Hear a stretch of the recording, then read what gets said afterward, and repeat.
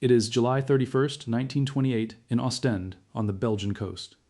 Outside, the casino is taking money from tourists who have never heard of Mesopotamia. Inside a private room, a handful of men in dark suits are finishing a piece of business that will decide who owns the oil beneath a quarter of the Middle East. There are no kings in the room, no generals, no prime ministers. There are lawyers and the representatives of 4 corporations and one very rich private individual. On the table, according to the story that has been told for 70 years, there is a map. And on that map, so the legend goes, a hand takes a thick red pencil and draws a line. The line follows no river, no mountain range, no border of any country that exists in 1928. It follows the ghost of an empire dead for a decade, the Ottoman Empire as it stood in 1914, before the war, before Sykes-Picot, before the mandates. The pencil goes around Turkey, down through Syria, Lebanon, Palestine, and Transjordan, swallows Iraq whole, swings out across the Arabian Peninsula around Bahrain and Qatar, and closes. 2 places sit outside it: Persia, which had never been Ottoman, and the line traced the Ottoman frontier of 1914. And Kuwait, which is a different matter, a British protected sheikhdom deliberately and explicitly carved out, because Britain had no intention of sharing it. Now look at what has just happened. Everything inside that stroke, every unborn oil field under the feet of people who have not been consulted and will never be told, has just been assigned. Not conquered, not administered, assigned. Anglo-Persian, the future BP, takes 23.75%. Royal Dutch Shell, 23.75%. The Compagnie Française des Pétroles, the future total, 23.75%. The American Near East Development Corporation, the future Exxon and Mobil, 23.75%. And a financier named Calouste Gulbenkian, who has never drilled a well in his life, takes 5. Do the arithmetic, because the arithmetic is the confession. 4 times 23.75 is 95. The ownership of the richest region on Earth has been built by taking one man's 5% off the top and cutting what remains into 4 equal quarters. And then comes the clause, which is the reason the document matters. The signatories bind themselves never to look for oil anywhere inside that red line on their own. Not one may take a concession or sink a well inside that boundary except through the group, together, in the same proportions.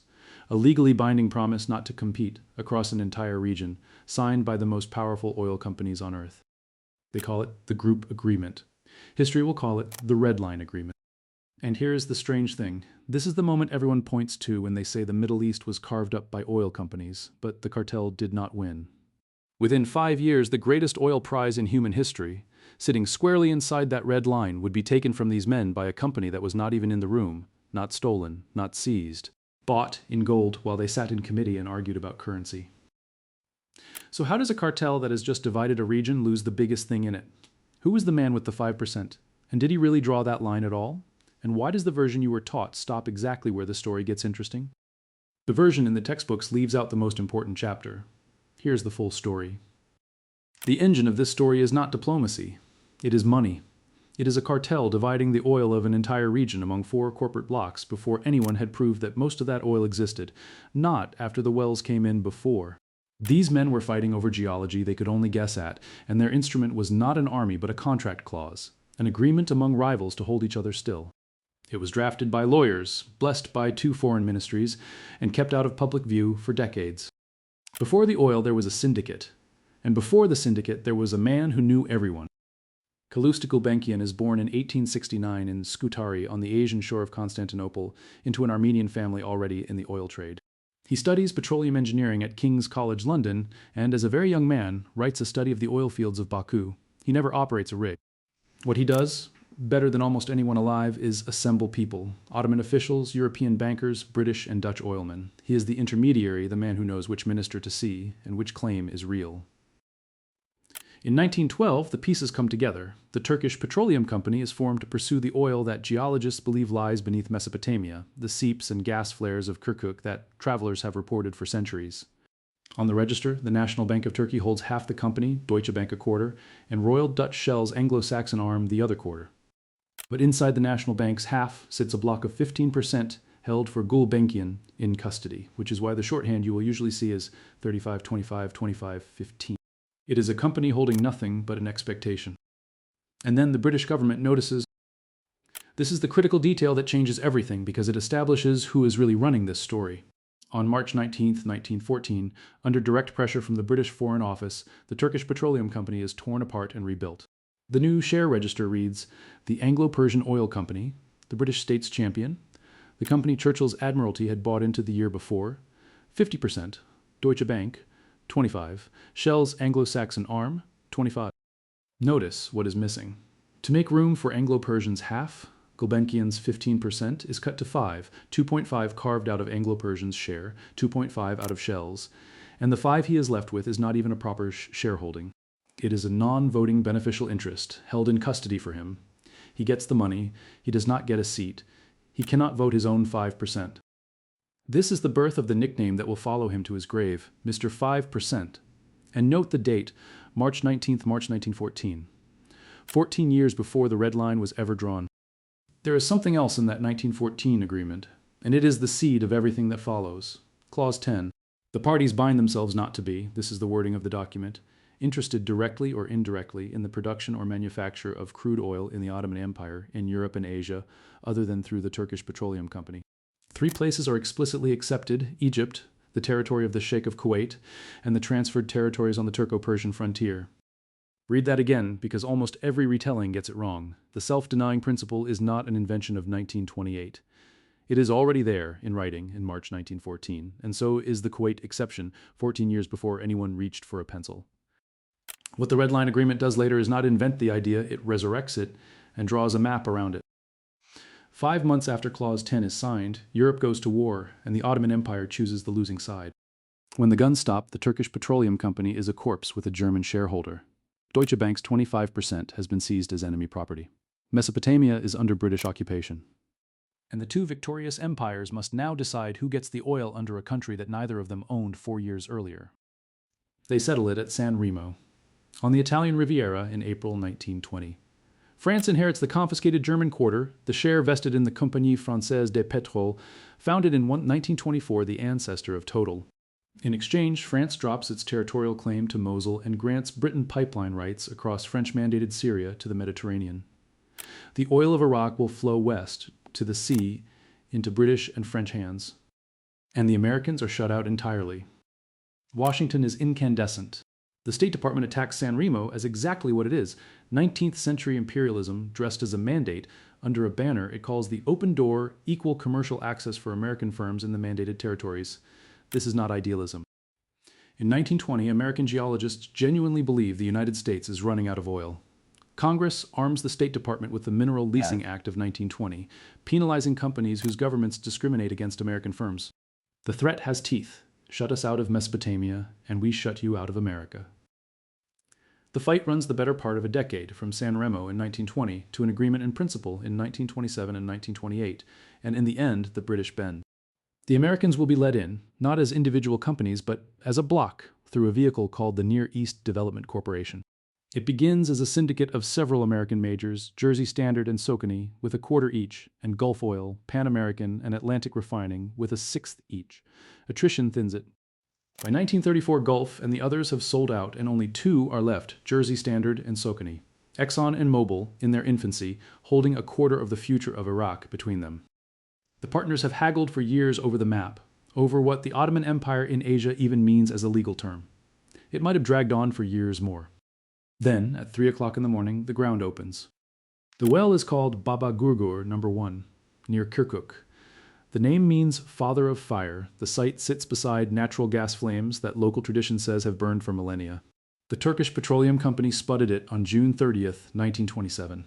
In the small hours of October 15th, at about 3 in the morning, the drillers hit the reservoir and the well blows out. A column of oil erupts far above the derrick. Sources differ on the height, and I will not pretend precision the record does not offer, but every account agrees on a black tower visible for miles. It flows at an estimated 95,000 barrels a day. Nobody has equipment that can cope. Gas hangs over the ground in a layer that will kill a man who walks into it. The oil pools, spreads, and starts moving toward the villages, and local workers are pressed into building earth dams to keep an oil flood out of people's houses. It roars for 8 to 10 days, depending on whose account you take, before it is capped, and by then something close to 1 million barrels have been lost on the ground. But there was another dimension to this, and the boardroom accounts leave it out. That gas kills. 5 men die in it in the first days, by some accounts 2 drillers and 3 Iraqi workers poisoned where it pools in the hollows. Kirkuk itself is in danger of drowning in a sea of oil. Roughly 2,000 tribesmen of the Juber and the Obaid are recruited to throw up earth dams across the Wadi, about a mile apart. The cleanup runs to Christmas. Hold that image. While lawyers in London argue over percentages, villagers are building walls of earth with their hands so the shareholders' oil does not swallow their houses. And in that instant, the argument in the boardrooms changes character. Until October 15, 1927, the partners were dividing a hypothesis. After it, they were dividing a fortune. Kirkuk was not a good field. Kirkuk was one of the largest fields ever found, and for a time it was reckoned the largest in the world, a title it would keep in the popular telling until Gawar was found in Saudi Arabia in 1948. 9 months after Baba Gurgur blew, the partners signed at Ostend. So return to that room and look at the document rather than the legend. Signed July 31st, 1928. Anglo-Persian 23.75, Shell 23.75, the Compagnie Française des Pétroles 23.75, the Near East Development Corporation 23.75, Gulbenkian 5. The following year, the Turkish Petroleum Company, a company with nothing Turkish about it and no operations in Turkey, is renamed the Iraq Petroleum Company, the IPC. Now here's a detail most retellings drop. Anglo-Persian was giving something up at Ostend. In 1914, it held half of this company, and now it is down to a quarter. It was compensated with a 10% overriding royalty on the company's production, a cut of the oil off the top, on top of its 23.75%. The British champion took a quarter of the equity and a tithe on everything the group produced.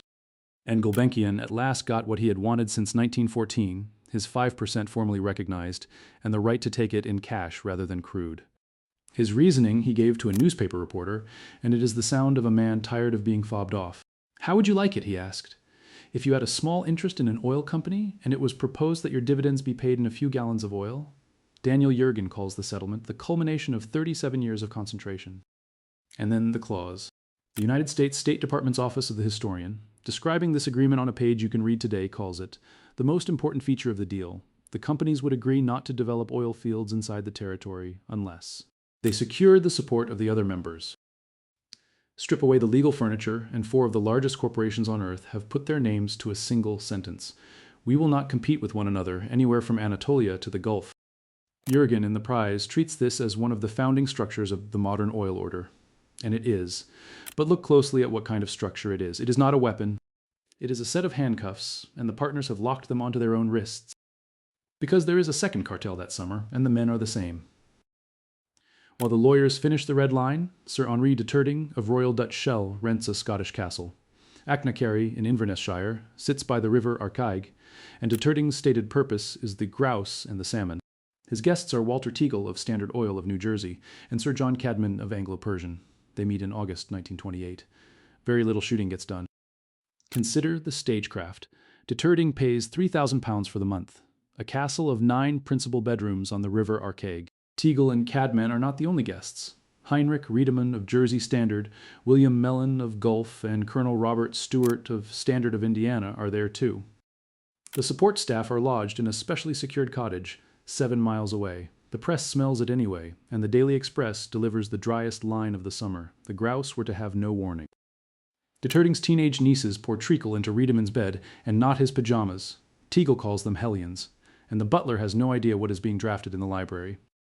What comes out of those 2 weeks is a 17-page document titled The Pool Association, dated the 17th of September, 1928. History knows it as Achnacarry, or simply as is. Its 7 principles exist to end what the participants themselves called excessive competition, a civilized phrase for the price wars destroying their margins. Each company's share of each market is frozen where it stands in 1928, as is growth only in proportion to demand, facilities shared rather than duplicated. It is a secret global market-sharing pact, and Cadman would tell the American Petroleum Institute in 1932 that the AS's principle had become the keystone of cooperation in international petroleum trading. 2 cartels in one summer, and you must not merge them because almost everyone does. The red line carved up the ground, who may look for oil and where. Achnacarry carved up the market, who sells how much, to whom, at what price. De Turding, Teagle, and Cadman sit in both, and neither was meant for your eyes. AS's stayed effectively secret until the early 1950s, when a staff report to a United States Senate committee dragged it into daylight under the title The International Petroleum Cartel. So the cartel is complete. The ground is locked, the market is frozen, and now watch it lose everything that matters. It starts with a small transaction. Gulf Oil holds an option on a concession in Bahrain, bought at the end of November 1927 from a syndicate run by Frank Holmes, a New Zealand-born promoter who believed in Arabian oil when the professional geologists sneered at it. And Holmes is the prophet of this entire story, and nobody would pay him. Born in 1874 on a New Zealand farm, a wandering mining engineer, he first hears of Arabia's oil seepages during the Great War on a mission buying beef in Ethiopia. By 1923, he holds an option from Ibn Saud himself on Al-Hassa, the ground that will one day be the greatest oil province on earth. He adds the neutral zone in 1924, then Bahrain in 1925, winning the sheikh over by drilling him wells of fresh water. A Swiss geologist rules the region, classified as pure gamble. The Al-Hassa option lapses, unpaid. Holmes scours New York for the really big New York sheikhs and collects only refusals until Gulf says yes in 1927. The Arabs of the Gulf name him Abu Naft, the father of oil. Decades later, asked how he knew, he taps the side of his nose. This was my geologist. But Gulf has joined the American group. Gulf is a red line signatory. It holds a sixth of the Near East Development Corporation, and the self-denying clause binds it exactly as it binds Shell or Anglo-Persian, and Bahrain sits inside the line. So Gulf cannot develop Bahrain alone. It must bring its partners, and its partners are not interested. Gulf does the only thing left. It sells. The Bahrain option is assigned to Standard Oil of California, SoCal, the future Chevron, a company that is not an IPC partner, not a red line signatory, bound by absolutely nothing. The price is around $50,000. $50,000. Remember that number. In June 1932, SoCal strikes oil in Bahrain. And from Bahrain, an American geologist can look west across 20 miles of water at the low brown coast of Al-Hassa, the eastern province of a kingdom that has borne the name Saudi Arabia only since 1932, ruled by Abdulaziz ibn Saud, whose treasury is close to empty because the depression has killed the pilgrim traffic that funds him. Ibn Saud needs money. He is willing to sell a concession. And now the two suitors arrive. The Iraq Petroleum Company does bid. Say that plainly because the sloppy version of this story claims the Red Line forbade its members from touching Saudi Arabia. It did not. It forbade them from touching it alone. The group could bid collectively, and it did. It sent Stephen Hemsley Longrig to Jeddah, later a serious historian of Middle Eastern oil, and therefore the man who would write the standard account of a story in which he is the one who lost. He arrives as a committee's emissary. He is authorized to offer only a few £1,000s, and he proposes to pay in rupees. And here's where the story becomes truly fascinating, because a man stands in the middle of this auction, paid by one side while advising both. Harry St. John Philby, former British official, convert to Islam, counselor to Ibn Saud, and father of the future spy Kim Philby. SoCal is secretly paying him $1,000 a month for 6 months, with bonuses at signature and at discovery. He warns the Americans plainly, "It is no good my holding out to you, hopes that you can secure the concession without a substantial quid pro quo." Follow the numbers because the numbers decide it. The IPC authorizes Longrig to offer around £10,000, later built up to roughly $25,000, still in rupees. Hamilton can go to about $50,000 in gold. Philby finishes it with one sentence. "You might just as well pack up. The Americans are far and away higher than that," and Longrig packs. When the decision reaches the king, his finance minister Abdullah Suleiman gives him 7 words. Put your trust in God, and sign. SoCal sends a lawyer, Lloyd Hamilton, authorized to do what one company answering only to itself can do, move and pay. On the 29th of May, 1933, at the Khuzam Palace in Jeddah, Hamilton and the Saudi finance minister Abdullah Suleiman sign a 60-year concession over roughly 930,000 square kilometers of eastern Arabia. The terms, a loan of £30,000 in gold up front, a second loan of $20,000 18 months after ratification, an annual rent of £5,000 in gold until oil was found in commercial quantities, and a royalty of 4 gold. Shillings a ton. Ibn Saud wants gold, not paper, not rupees, gold, and in late August 1933, that is what he gets. 35,000 gold sovereigns, the £30,000 loan plus the first year's $5,000 in rent, are bought on the London market, shipped to Arabia, and counted out one by one in front of the finance minister. Sovereign by sovereign, it takes hours. But there was another dimension to this, and it nearly sank the deal. Just as SoCal must pay, Franklin Roosevelt bans the export of gold from the United States. The American company that has promised gold cannot legally ship its own. The solution runs through London. The Guarantee Trust obtains the 35,000 sovereigns from the Royal Mint, and the coins sail for Jeddah on a P&O liner, packed into 7 boxes. One thing was checked before they sailed. Every coin had to carry the head of a male monarch. No Victorias, for fear a queen's profile would devalue the coins in Saudi eyes. The biggest oil contract of the century nearly foundered on a monetary regulation a few weeks old. In September, SoCal's geologists come ashore at Jubail. The venture becomes KSOC. Texaco buys half of it in 1936. On the 3rd of March 1938, a well called Dammam No. 7 blows in and proves that what lies under Al-Hassa is not a field but a world. In 1944, the company is renamed the Arabian American Oil Company, Aramco. Beneath it, Ghawar, the largest oil field ever found on this planet. All of it inside the Red Line. All of it taken by companies the Red Line did not bind. And there is one more escape route through the only territory the line had explicitly spared since 1914. Kuwait, Gulf, locked out of Bahrain, turns to the one patch of ground the clause does not reach.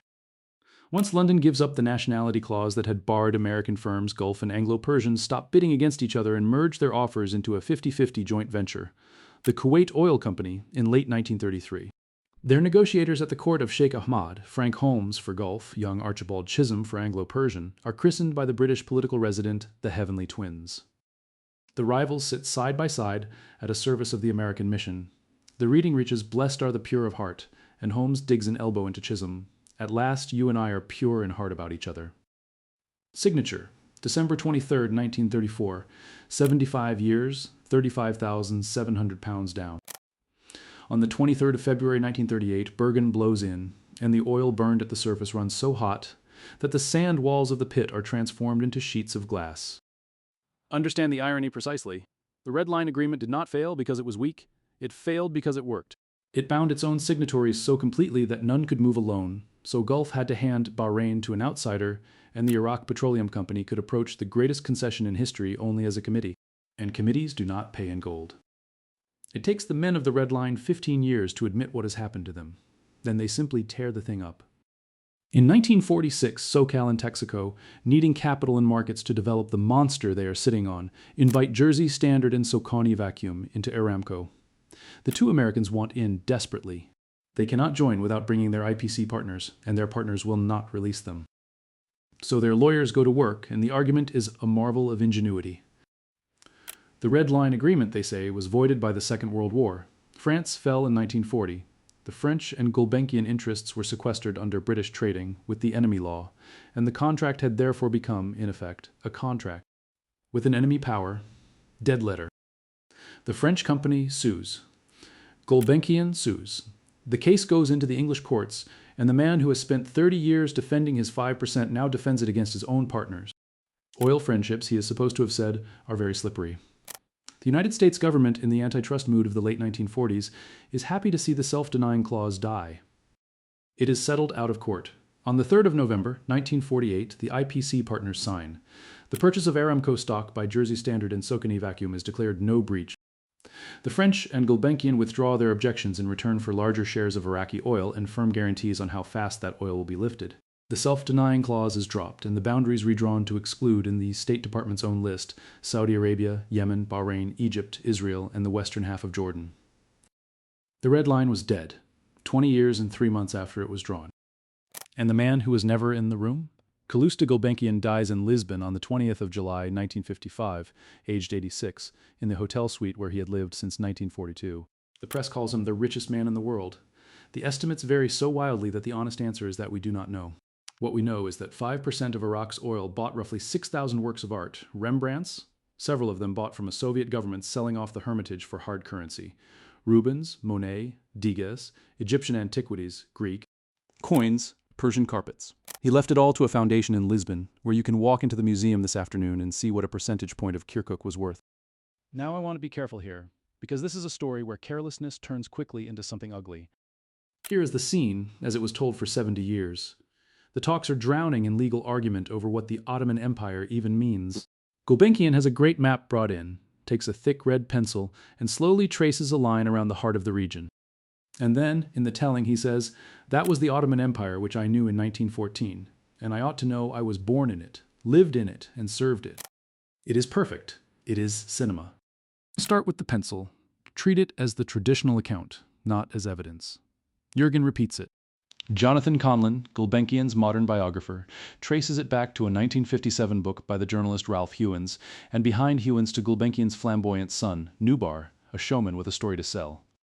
It appears in neither the memoirs Calouste dictated in 1945 nor Nubar's own autobiography, and Calouste largely absented himself from the London negotiations of the mid-1920s, sending his son and his son-in-law in his place. Meanwhile, the boundaries had already been ground out over months by British and French officials arguing about where the Ottoman Empire had legally ended. The line was drawn by committees. The pencil is a better story, which is exactly why it survived. And that matters because of what the legend does. It lets you believe the Middle East was carved up by one exotic middleman with a pencil, rather than by Anglo-Persian, Shell, Standard Oil, the French company, the British Foreign Office, and the Quai d'Orsay. Gulbenkian was called shadowy, oriental, a manipulator in language that tells you more about the people using it than about him. He did not have the power to divide a region. 4 companies and 2 empires did. He was a broker who could not even vote his own shares. He is the hook of this story, not its villain. The villain is a clause, and the majors wrote it. And one more correction, because it is the commonest error told about 1928. This is not the Seven Sisters. That name was coined in the 1950s by Enrico Mattei of Italy's State Oil Company, shut out of the Iranian consortium and reaching for a sneer. 2 of the 7, Standard Oil of California and Texaco, were never red line parties at all, which is precisely why they were free to take Arabia. Saying the Seven Sisters drew the red line puts a 1950s label on a 1928 document. So what is the real lesson here, when the pencil is taken away? It is this. The most consequential decisions ever made about the oil of the Middle East were not made in parliaments and not by the people who lived above it. They were made in a room in Ostend, in a castle in the Highlands, in offices answerable to shareholders in London, New York, and Paris about ground those companies did not own, before a single meaningful well had been drilled across most of that map. Sovereignty was not the question. Sovereignty was the paperwork you dealt with afterwards. And notice what these men actually feared. Not the Arabs, not the Turks, not the Persians. They feared each other. Every line of the Red Line Agreement, every principle of Achnacarry is defensive, a fence built by rivals against rivals, to stop competition from doing to their profits what no war could. When a resource is worth more than the people standing on top of it, the powerful stop fighting over it and start administering it. The competition moves indoors into contracts. The outside world becomes a map on a table. The cartel itself is gone. Anglo-Persian became BP. The American quarter survivors became Exxon and Mobil. The French company became Total. Aramco is now Saudi Aramco, owned by the state whose king counted those sovereigns one by one. The Iraq Petroleum Company was nationalized in the 1970s. And follow the money one step further. In December 2019, Saudi Aramco lists on Riyadh Stock Exchange and raises $25.6 billion for 1.5%, the largest IPO in history, on a valuation of $1.7 trillion, briefly the most valuable listed company on Earth. In 2022, it reports a net profit of $161.1 billion, the highest ever recorded by a listed company. From a $50,000 option through 35,000 sovereigns counted on a table in Jeddah to the most profitable asset on the planet. That is the line. But the logic did not die at Ostend, and it did not die in 1948. It moved. Into the lithium of the Andes and the cobalt of Katanga. Into the rare earths inside the device you are holding. Into every negotiation where a boardroom settles the fate of a place before anyone who lives there is asked. The names change. The commodity changes, the structure does not. A room, a map, a percentage, and a promise between powerful men not to compete over something that belongs to somebody else. The red pencil is a myth, the line was real, and we are still living inside it. So here's my question. The greatest oil prize in history was lost by a cartel because it would not pay in gold and won by an outsider who did. Was that stupidity, or is it simply what committees always do? And if you think a new red line is being drawn somewhere right now, name it. I read every comment. If you made it this far, drop a red pencil below so I know you stayed to the end. And if this kind of deep dive is why you come here, subscribe. I'll see you in the next one.